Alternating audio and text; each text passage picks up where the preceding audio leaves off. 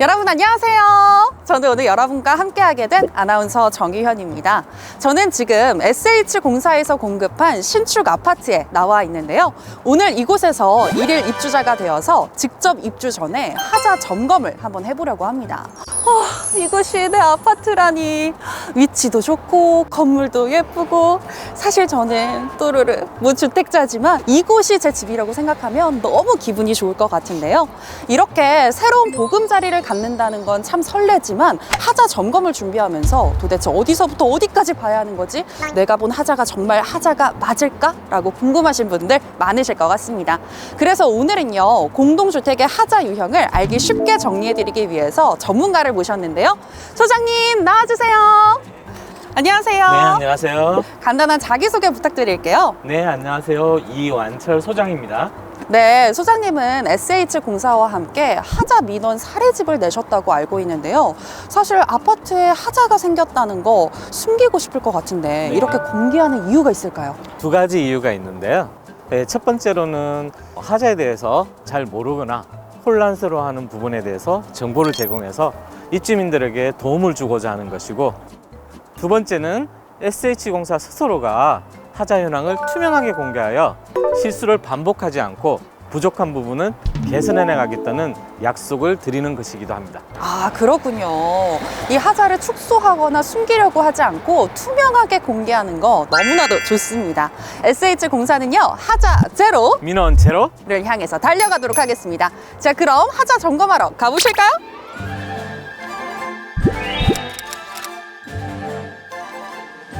이곳이 오늘 저희가 살펴볼 저의 일일 집인데요. 발코니 확장이 적용된 일반적인 아파트 형태입니다. 공동주택의 하자 유형은 다양하고 복잡하게 발생하는데요. 이번에는 단순한 마감 하자는 제외하고 장기적으로 생활에 불편함을 주거나 안전상 문제가 될 수 있는 부분을 위주로 말씀드리겠습니다. 그런데 저희의 주제가 전용부잖아요. 전용부가 무슨 뜻이에요? 네, 전용부는 현관을 기준으로 거실, 침실, 주방 등 나와 우리 가족만이 사용하는 공간을 말합니다. 아, 그렇다면 이 문 밖으로는 공용으로 쓰는 공간이니까 공용부가 되겠네요? 네, 맞습니다. 아, 알겠습니다. 오늘 제 집의 시공 상태는 어떤지 제가 내 눈으로 확인해 보도록 하겠어요. 아주 조그만 하자도 가만두지 않을 거야. 자, 그러면 이곳이 제 집이니까 제가 문 열어드릴게요. 짠! 들어오세요. 네, 잠깐만요. 현관문도 점검하셔야 되는데. 현관문도요? 네네. 어디를 봐야 돼요? 네, 현관문이 이렇게 부드럽게 열리고 닫히는지 확인을 하셔야 되고요. 아, 네, 그리고 현관문을 닫았을 때 틈새가 있는지, 그리고 이 손잡이 같은 부분들이 다른 거가 간섭이 되는지도 확인하셔야 될 것 같습니다. 아, 네. 네, 특히 현관문은 방화 성능이 중요한데요. 이렇게 이제 현관문 주위에 가스켓이 설치가 잘 되어 있는지도 같이 확인하셔야 될 것 같습니다. 아, 이게 가스켓이구나. 네, 이런 부분까지 틈틈이 다 놓치지 않고 확인을 해야겠네요. 사실 서랍이랑 창문 정도는 알고 있었는데 현관문은 생각도 못했네요. 저희는 현관에 들어와 있는데요. 아무래도 신발장을 제일 먼저 살펴봐야 될 것 같은데 맞나요? 네, 신발장과 같은 가구류는 수직 수평이 맞는지, 그리고 틈새나 단차가 발생하는지, 그리고 문을 열고 닫을 때 흔들림 없이 고정되는지를 확인해야 될 것 같습니다. 아, 그렇구나. 네, 그리고 네. 현관에서는 디딤석도 확인해야 되는데요. 디딤석이요? 왜요? 네, 디딤석은 현관이랑 거실 사이에 단차가 있는 부분에 설치되는 돌인데요. 이런 디딤석이 모서리가 날카롭거나 깨진 부분이 있으면 안전상에 문제가 생길 수 있습니다. 아, 그렇구나. 사실 시선이 여기까지는 잘 안 가게 되는데 모르면 그냥 지나칠 수 있을 것 같아요. 네, 그렇습니다. 네, 여러분도 잘 기억해 보시길 바라겠고요. 이제 안으로 들어가 볼게요.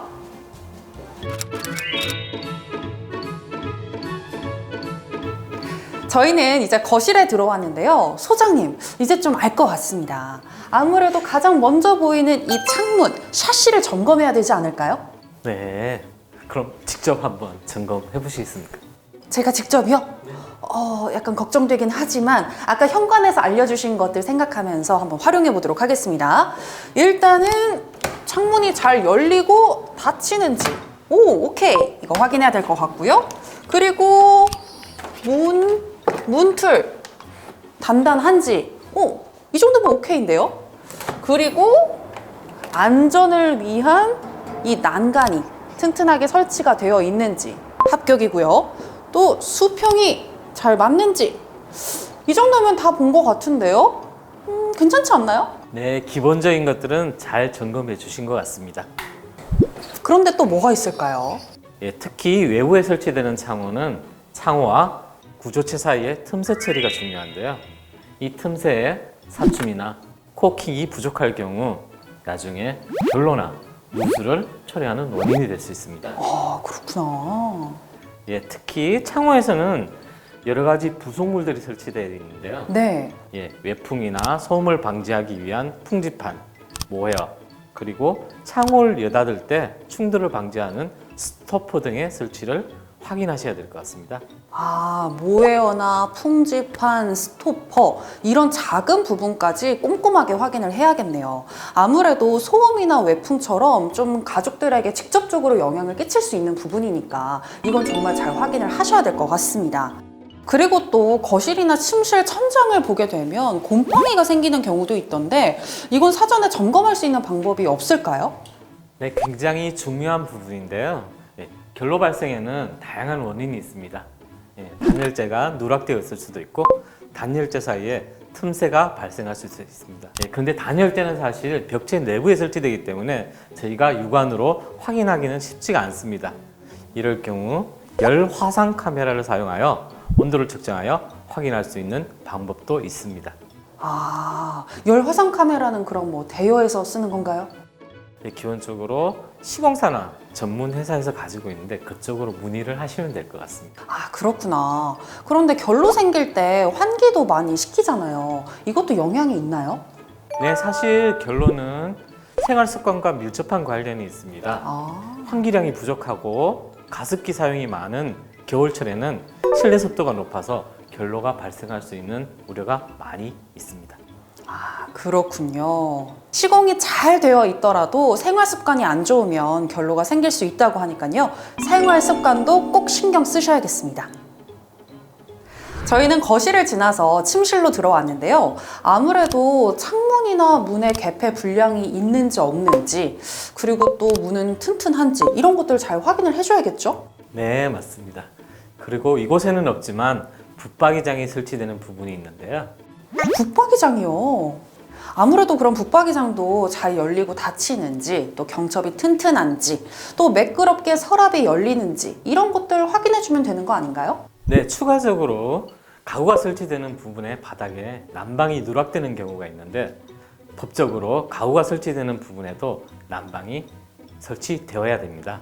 이는 가구 결로를 방지하기 위한 것으로 가구와 벽체 사이에 이격거리를 두거나 가구 뒤쪽에 환기구를 두는 것도 같은 이유에서입니다.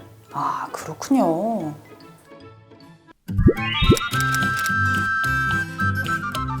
저희는 주방에 왔는데요. 주방에서 가장 중요한 건 배수잖아요. 물이 잘 나오는지 그리고 잘 빠지는지 이런 것들을 점검하면 되겠죠? 네, 맞습니다. 근데 하자 점검 시에는 문제가 없는데 살다 보면 냄새가 역류하는 것 같기도 하고 물이 잘 빠지지 않는 경우도 있는데요. 맞아요. 제 친구도 입주 전에는 냄새가 안 났는데 입주 후에 이 악취 때문에 고생하는 경우가 있더라고요. 이런 것도 사전에 점검할 수 있을까요? 네, 여기가 원인일 수 있습니다. 배수 말씀하시는 거예요? 네, 싱크대에서 사용되는 물은 이 배관을 통해서 외부로 유출이 되는데요. 이렇게 꾸불꾸불하게 생긴 트랩의 내부에는 물이 고여 있습니다. 이 물을 봉수라고 하는데요. 봉수요? 네, 이 봉수는 악취가 올라오거나 이물질이 역류하는 것을 방지하는 역할을 합니다. 이 봉수의 깊이도 중요할 것 같은데 어떤가요? 네, 봉수의 깊이는 5에서 10cm를 권장하고 있습니다. 이보다 높을 경우에는 물이 잘 빠지지 않고 이것보다 낮을 경우에는 물이 쉽게 증발하여 악취나 이물질들이 역류할 우려가 있습니다. 아, 봉수의 깊이는 너무 깊지도 너무 얕지도 않아야 된다. 기억하시길 바라겠고요. 온수 분배기도 함께 보시면 좋을 것 같은데요. 네, 온수 분배기는 물을 사용하는 공간이기 때문에 항상 이런 물을 사용하는 공간은 누수의 흔적이 있는지 확인을 하시는 것이 중요합니다. 아, 그리고 온수 분배기를 보시면 이렇게 보온재가 설치되어 있는데요. 스티로폼 같은 거 말씀하시는 거예요? 네, 온수 분배기에는 열 손실을 방지하기 위하여 법적으로 이런 보온재가 설치되어야 합니다. 그리고 온수 분배기를 보시면 라벨지가 표시되어 있는데요. 네. 각 온수 분배기가 어디로 연결되는지를 표기되어 있습니다. 아, 그러면 온수나 난방에 문제가 생겼을 때 이 라벨지를 보고 어떤 배수관에 문제가 있는지 확인하면 되겠어요. 네, 맞습니다. 네, 이번에 보실 것은 욕실입니다. 욕실을 출입할 경우 문을 열고 닫을 때 슬리퍼가 걸리는 경험을 하신 적이 있을 텐데요. 맞아요. 저 거기에 걸려서 넘어진 적도 있어요. 예, 이렇게 욕실과 거실의 단차가 나는 부분에도 기준이 있습니다. 이 단차는 7cm 정도를 권장하고요. 네. 5cm 이하가 될 때는 시공하자라고 판단을 하고 있습니다. 아, 그렇군요. 이 하자를 점검할 때 진짜도 챙겨 다녀야겠는걸요? 네, 욕실에서 중요한 부분은 바닥 구배인데요. 구배요? 네, 구배가 뭐예요? 네, 바닥 기울기라고도 하는데요. 예, 이 기울기는 100분의 1 이상을 권장하고 있습니다. 아, 예, 이 기울기가 안 나올 경우에는 물이 잘 빠지지 않아 물때가 발생하거나 곰팡이가 생길 우려가 많습니다. 그럼 이건 어떻게 사전에 점검하는 거예요? 네, 작은 공을 가지고 와서 굴려보시거나 아니면 실제로 물을 뿌려서 물이 잘 빠지는지 확인을 하시면 될 것 같습니다. 아, 그렇군요. 그리고 또 욕실 이 타일에 하자도 점검을 해봐야 될 것 같은데, 소장님, 저는 진짜 궁금한 게 이 욕실에 파손 하자가 자주 일어나는 이유가 뭐예요? 네, 타일은 모르타르나 전용 접착제로 바닥이나 벽에 접착하고 그 사이를 줄눈으로 메꾸게 됩니다. 그런데 이때 접착제량이 부족하거나 또는 시공 시간을 준수하지 않을 경우에 타일이 들뜨거나 탈락하는 우려가 발생할 수 있습니다. 아, 그렇군요. 그리고 또 이 위층에서 누수가 발생하진 않는지 이 부분도 확인을 해야겠죠? 네, 특히 우리나라의 경우 위층에 사용되는 배관이 아래층 천정 상부에 설치되는 청하 배관으로 시공되는 경우가 많습니다. 이럴 경우에는 천정 점검구를 통해서 배관에 누수가 있는지 누수의 흔적이 남아 있는지를 꼭 확인하셔야 될 것 같습니다. 이번에는 발코니를 살펴볼 텐데요. 좁지만 정말 중요한 곳이잖아요. 빨래를 말리기도 하고 세탁기나 건조기를 설치하기도 하고요. 네, 보통 가정에서는 세탁기나 건조기를 많이들 설치하시는데요. 그래서 중요한 것이 개구부와 설치될 공간의 폭입니다. 네, 설치하고자 하는 가전이 들어가는지 입주 전에 꼭 확인을 하시고 설치하는 장소에 보일러나 수도꼭지 등의 간섭이 있는지도 같이 확인을 하셔야 될 것 같습니다. 그리고 발코니에 누수가 생기는 경우도 있던데 이 부분도 확인을 해야겠죠? 네, 발코니에는 우수배관이 설치되는데요. 이 우수배관 주변으로 누수 하자가 종종 발생합니다. 그래서 신축 아파트의 경우 이런 누수 얼룩이 넓게 퍼져 있지는 않는데요. 그래서 좀 더 주의 깊게 살펴보아야겠습니다. 이번에는 실외기실인데요. 실외기가 들어갈 공간이 충분히 있는지, 또 이 공간에 다른 방해물은 없는지 이 부분 확인해야겠죠. 네, 실외기 공간은 가로 50cm, 세로 70cm의 여유 공간이 있어야 되는데요. 이는 실외기의 원활한 급기와 배기가 이루어지게 하기 위한 공간입니다. 그리고 저 창은 실외기실에만 있는 건가요? 네, 로버창 또는 갤러리 창이라고도 하는데요. 열림과 닫힘이 잘 되는지 확인을 해 주셔야 될 것 같고요. 그리고 닫았을 때 밀폐가 되는지도 꼭 확인하셔야 될 것 같습니다. 로버창은 충분한 폭을 확보하고 하부턱도 실외기 높이와 일치하게 하여 급배기가 원활하게 이루어지도록 해야 될 것 같습니다. 네, 이렇게 해서 저희가 전용부의 하자 점검을 해봤는데요. 정말 다양한 공간에서 다양한 유형의 하자를 저희가 살펴봤잖아요. 그 중에서 가장 많은 하자 유형은 어떤 걸까요? 네, 저희가 하자 유형을 분류할 때 건축, 기계, 통신 등의 유형으로 분류되는데요. 그 중에서 건축 공정의 하자가 가장 많이 발생하고 건축에서도 벽지, 몰딩, 마루와 같은 수장 부분의 하자가 가장 많이 발생하고 있습니다. 그럼 대략 하자는 몇 건 정도 발생한다고 보면 될까요? 네, 최근 5개년간 입주한 24개 단지 약 15,000세대를 조사해 봤을 때 하자는 세대당 0.02건, 잔손보기는 세대당 11.05건 정도 발생하고 있습니다. 그렇다면 100가구당 2가구 정도 하자가 발생한다는 건데 잔손보기는 뭐예요? 잔손보기는 쉽게 말하면 실리콘이 누락되거나 서랍장이 비틀어지는 등 즉시 조치가 가능한 경미한 사항입니다. 그럼 신청한 하자에 대한 보수는 잘 이루어지고 있나요? 네, 지금까지 100%에 가까운 99.9%가 완료되었고요. 설계에서부터 시공까지 하자 발생을 최소화하기 위하여 노력하고 있습니다. 아, 정말 솔직하게 이야기를 해주시네요. 숨기고 싶은 부분도 감추지 않고 투명하게 공개하고 하자를 줄이기 위해서 노력하는 SH 항상 응원하겠습니다. 그럼 이제 공동주택 공용부에 하자 점검을 하러 가보실까요? 여러분 안녕하세요. 공동주택의 하자 유형을 낱낱이 파헤쳐드릴 아나운서 정희현. 이완철 소장입니다. 반갑습니다. 소장님, 저희가 지난번엔 전용부에 하자 점검을 해봤잖아요. 어떤 유형의 하자가 많이 발생하는지, 그리고 왜 발생하는지를 알고 나니까 조금 더 스마트해진 기분이랄까요? 오늘은 어떤 걸 알려주시나요? 네, 오늘은 공동주택의 공용부 하자 유형을 살펴보려고 합니다. 공용부요. 공용부는 내 집이 아닌데 개인이 점검을 하나요? 보통 안 하지 않나요? 네, 일반적으로 공용부는 입주민들이 직접 점검을 하는 공간은 아닙니다.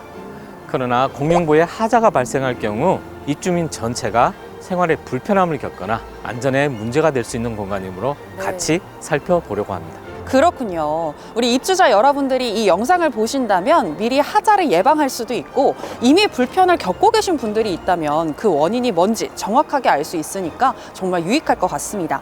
그나저나 이 넓은 아파트를 다 돌아다녀야 하는 건가요? 도대체 어디서부터 어디까지가 공용부인가요?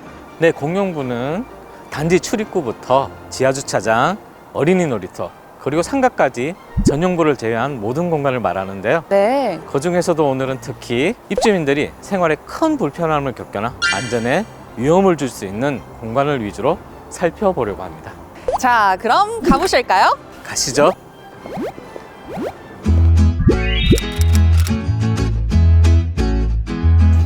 네, 공동주택에는 평소 우리 눈에 잘 띄지 않는 시설들이 있는데요. 네. 혹시 이게 무엇인지 아시나요? 어디서 본 적은 있는 것 같은데 정체는 잘 모르겠네요. 이건 지하주차장이나 기계실, 전기실 등의 공기를 공급하거나 배출하는 환기구인데요. 환기구요. 네네. 이 환기구가 보행로에 면해 있을 경우에 환기구에서 배출되는 공기에 의해 지나가는 보행자들이 불쾌감을 느낄 수 있고, 보행로에 돌출되는 경우 안전사고의 우려가 있습니다. 그렇겠네요. 네. 환기구뿐만 아니라 자전거 거치대, 분리수거함 등 보행로와 간섭이 될 수 있는 부분은 안전거리를 확보하여 배치하고 미관을 고려하여 차폐 시설을 설치해야 합니다. 그렇군요. 보행로가 갑자기 좁아진다거나 이렇게 설치 시설이 튀어나와 있다면 안전을 위해서 한번 확인해 볼 필요가 있겠네요. 네, 그렇습니다. 그리고 쉽게 지나칠 수 있는데 안전을 위해 중요한 요소가 여기에 있습니다. 이곳에요? 개미 한 마리 안 보이는데요? 네, 차도와 인도 사이에 설치된 이 도를 경계석이라고 하는데요. 아, 저 경계석이요. 네, 경계석 모서리는 뾰족하지 않게 못딱이나 라운딩 처리를 하여 보행 안전사고 및 차량 타이어 훼손을 방지할 수 있습니다. 네, 우리는 지금 아파트 출입구에 나와 있는데요. 네, 아파트 출입구는 보행자와 차량의 통행이 빈번한 곳이기 때문에 특히나 이 부분을 주의 깊게 살펴보셔야 됩니다. 주차 차단기요? 네, 정확히는 차단기 아래에 있는 차로 폭인데요. 차량이 통행하기 위한 유효폭이 부족한 경우에 안전사고가 발생할 수 있습니다. 아무래도 아파트 출입구는 차가 회전하면서 진입을 하다 보니까 폭이 충분해야 될 것 같습니다. 보행자가 가깝게 있는 도로이기도 하고요. 네, 차로 폭은 진출입로 각각 3m를 확보해야 되는데요. 특히나 초기부터 주차 차단기 설치를 고려하지 않을 경우 차단기가 설치되는 부분에 차로 폭이 좁아들어서 차량 통행에 불편함을 초래할 수 있습니다. 네. 주차 차단 기폭 약 0.5m를 제외하고 차로 유효폭은 3m 이상을 확보하여 차량이 원활하게 통행할 수 있도록 해야겠습니다.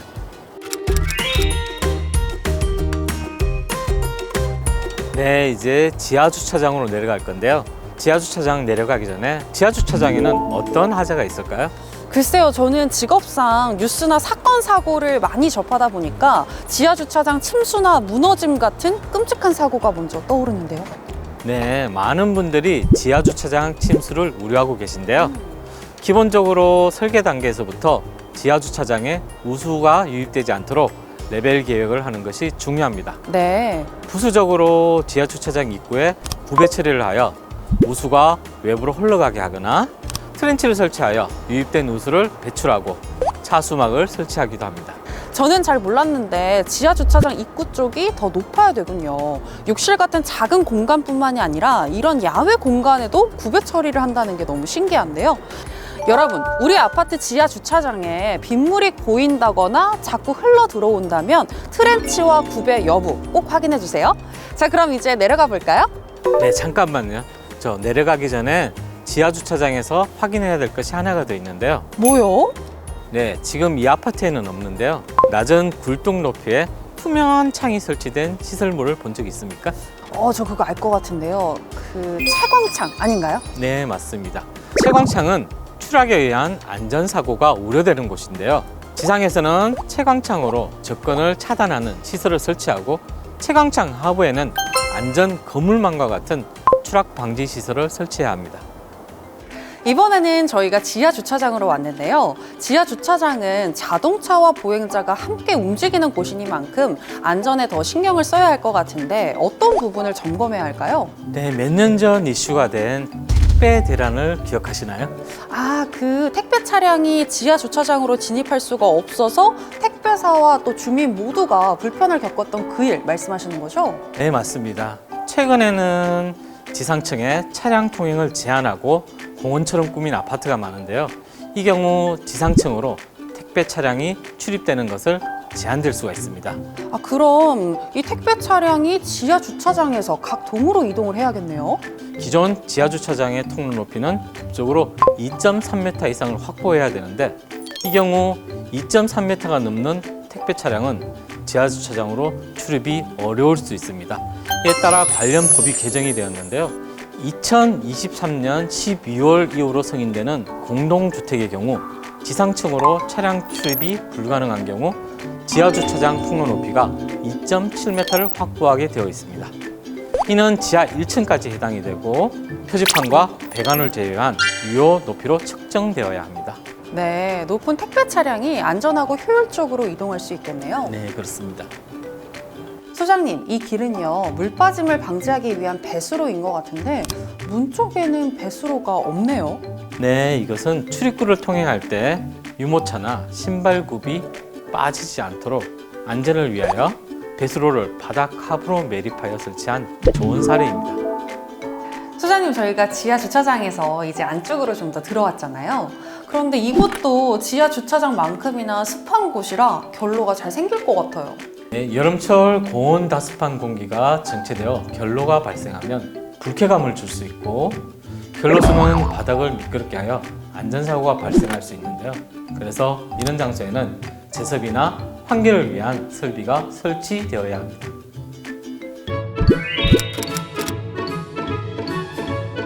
이어서 보실 곳은 계단실과 복도입니다. 계단실에는 하자가 발생할 게 별로 없어 보이는데요. 네, 과연 그럴까요? 이곳에 하자가 발생할 경우 입주민의 생명을 위협할 수 있는 중요한 공간입니다. 생명까지요? 네, 먼저 이 방화문을 살펴보시겠습니다. 네. 방화문은 화재 시 불과 연기가 확산되는 것을 막는 역할을 하는데요. 그래서 방화문의 문틀과 문짝에는 이 틈을 없애기 위하여 가스켓이 설치가 됩니다. 그러고 보니까 전용부 현관에도 가스켓이 설치되어 있었죠. 네, 맞습니다.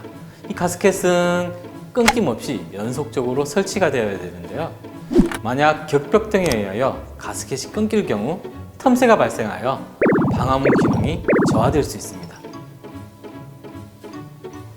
복도나 홀에서 자주 보이는 하자 중에 하나는 바로 벽체 타일이 떨어지는 것입니다. 타일 한두 개가 떨어지거나 깨지는 건 아파트에서 자주 발생하는 것 같아요. 네, 특히 1층 홀에서와 같이 대형 타일이 떨어지는 경우 입주민에게 중대한 상해를 입히는 안전사고가 발생할 수 있습니다. 별거 아니라고 생각했는데 위험하네요. 그런데 왜 이런 하자가 발생하는 거예요? 네, 여러 가지 원인이 있는데요. 구조체가 변형되거나 타일과 바탕체의 팽창 수축에 의하여 타일이 탈락되기도 하고, 일반적으로는 흡수율이 낮은 폴리싱 타일을 압착 시멘트 떠붙임 공법으로 시공하거나 타일 접착 시간, 즉 오픈 타임을 준수하지 않아 접착력이 떨어지는 경우도 있습니다.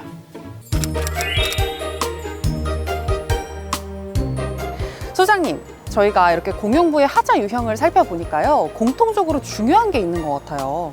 네, 무엇인가요? 물과 공기가 잘 순환하는 게 중요하지 않나라는 생각이 드는데요. 이 빗물과 결로로 인한 하자 유형이 많네요. 네, 여기도 그 중에 하나입니다. 요즘 입주민들은 단지 내 조경에도 관심이 많이 있는데요. 네. 특히 우리 아파트 단지에 심어진 아름다운 나무가 고사하는 경우에도 하자를 의심해 볼 수 있습니다. 네, 특히 인공 지반 위에 식재된 나무의 경우 배수 불량에 의하여 고사목이 되는 경우가 많이 있습니다. 네, 그리고 이쪽을 보시겠습니까? 네. 우수 드레인이라고 빗물을 내려보내는 배관이 설치되어 있습니다. 네. 배관 하부에 무엇이 보이시나요? 집수정 아닌가요? 네, 맞습니다. 집수정에 동그랗게 구멍이 뚫려 있는데요. 이는 우수 드레인으로 내려오는 물이 밖으로 튀지 않고 집수정으로 배출되게 하기 위하여 처리한 것입니다. 물이 고이고 얼어붙으면 안전사고가 발생할 수 있는데 이건 더 안전하겠네요. 네, 그렇습니다. 네, 이곳은 아파트의 필수적인 부대 시설이라고 할 수 있는 쓰레기 분리수거장입니다. 아무래도 악취가 세대 내로 유입되지 않도록 세대 정면을 피해서 배치해야겠죠. 네, 그리고 환기가 용이하도록 설계해야 되고, 네. 특히 수전이 설치되는 곳에는 동파를 방지하기 위하여 열선의 설치를 고려해야 합니다. 네, 여기는 어린이 놀이터인데요. 여기는 어떤 하자 유형이 있을까요? 아무래도 아이들이 많이 뛰어노는 곳이니까 넘어지지 않게 마감하는 게 중요하지 않을까요? 네, 이제 잘 아시는데요. 어린이 놀이터는 아이들이 넘어지지 않도록 단차나 보행 시 간섭이 되는 시설들을 없애야 합니다. 네. 바닥을 한번 보시겠습니까? 이건 오늘 많이 본 트렌치인데요? 네, 놀이터의 배수 시설은 꼭 덮개를 설치하고 덮개와 지변 사이에는 단차나 틈새를 없애서 안전사고가 발생하지 않도록 해야 합니다. 네, 지금까지 아파트의 공용부 하자를 살펴보셨는데요. 어떠셨나요? 사실 계단이나 조경 같은 곳은 우리 집 내부가 아니다 보니까 조금 불편하더라도 그냥 참고 선뜻 민원을 제기하기가 쉽지가 않은 것 같은데요. 그런데 오늘 이렇게 쭉 둘러보니까 나의 불편뿐만이 아니라 모두의 안전이 달린 만큼 개선이 필요하다면 요청할 수 있을 것 같습니다. 네, 너무 감사한 말씀이신데요. 물론 하자가 없이 안전하고 쾌적한 공간을 만드는 것이 첫 번째이고요. 그럼에도 불구하고 부족한 부분은 말씀해 주시면 적극 반영하고 반성하고 개선하도록 노력하겠습니다. 그런데 여러분, SH는 하자 저감을 위해서 이 외에도 혁신적인 변화를 추진하고 있다고 하는데요. 안전사고와 품질 저하를 예방하는 직접 시공제 시행, SH가 건설하는 공동주택의 정보를 투명하게 공개하는 중공도면 공개, 100년 이상 안전하고 오래가는 고품질 100년 주택 추진까지 SH는 하자 제로 고품질 아파트를 위해서 또 서울 시민의 안전하고 행복한 삶을 위해서 앞으로도 노력하겠습니다. 지켜봐 주세요. 고맙습니다.